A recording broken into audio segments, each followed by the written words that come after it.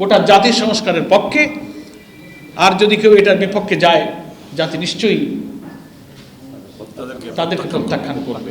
আন্দোলনের মধ্য দিয়ে আমরা মনে করি নির্বাচন প্রভাবিত হবে না। আমরাও দেখতে পাচ্ছি অনলাইনে একটা দলের কর্মী বাহিনী প্রথম দিকেই তো ন্যায়ের পক্ষেই প্রচারণা শুরু করেছিল, অনেকে না বলছে।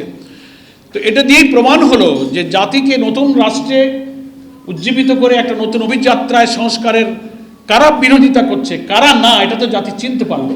গোটা জাতি সংস্কারের পক্ষে, আর যদি কেউ এটার বিপক্ষে যায় জাতি নিশ্চয়ই তাদেরকে প্রত্যাখ্যান করবে। আর আমার সাংবাদিক বন্ধু যে প্রশ্ন করেছেন যে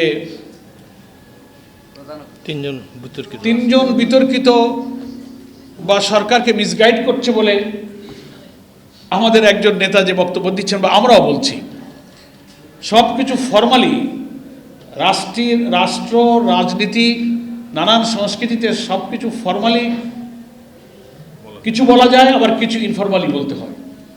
তো যদি আমরা প্রয়োজন মনে করি আমরা তখন সময় মতো সেটা বলবো, এর তথ্য প্রমাণ আমাদের কাছে আছে। কিন্তু আমরা মনে করি সরকার ব্যাপারে সজাগ থাকবেন।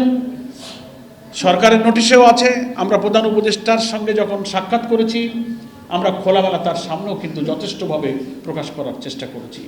আশা করি জনগণের এই পারসেপশনটা সরকার উপলব্ধিতে নেবেন এবং কোনো উপদেষ্টার দলীয়ভাবে প্রভাবিত হয়ে মিসগাইড করার কোনো কথা শুনলে আশা করি প্রধান উপদেষ্টা যে রাজনৈতিক প্রজ্ঞা, দূরদর্শিতা, যে স্যাগাসিটি, যে ফারসাইটনেস আছে, এটা দিয়ে বিবেচনা করে তিনি নিজেকে নিরপেক্ষ রাখার জন্য সজাগ থাকবেন, এটা আমরা আশা করি। জাতীয় নির্বাচন ইনশাল্লাহ প্রভাবিত হবে না, বরং আমাদের এই আন্দোলনের জন্যে।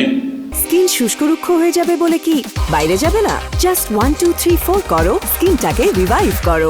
সংস্কার প্রস্তাবের গুরুত্বপূর্ণ ম্যাটেরিয়ালসগুলো কিন্তু ঐক্যমত্য কমিশন এবং গণভোটে ইনশাল্লাহ যাচ্ছে। এটা আন্দোলনেরই ফসল।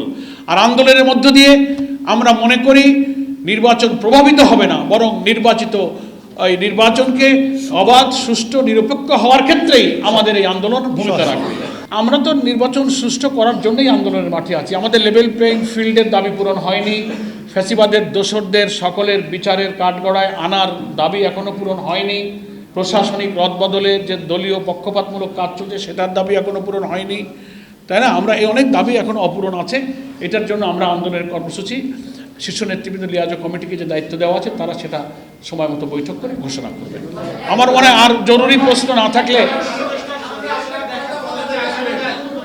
প্রধান উপদেষ্টার সাথে দেখা যে কোনো সময় করা যেতে পারে।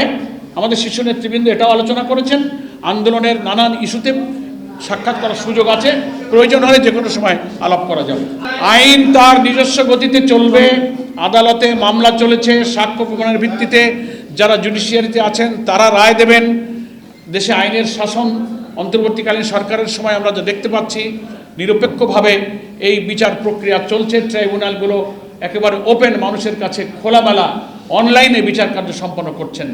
আগে যে সমস্ত রাজনৈতিক বিচার হয়েছে, সাজানো মামলা, সাজানো বাদী, সাজানো সাক্ষী, সাজানো এজাহার, সাজানো বিচারক, এই বিচার তো তা হচ্ছে না। ফলে এই বিচার প্রতি জাতির আস্থা আছে, আমরা আইনের উপরই আস্থা রাখি।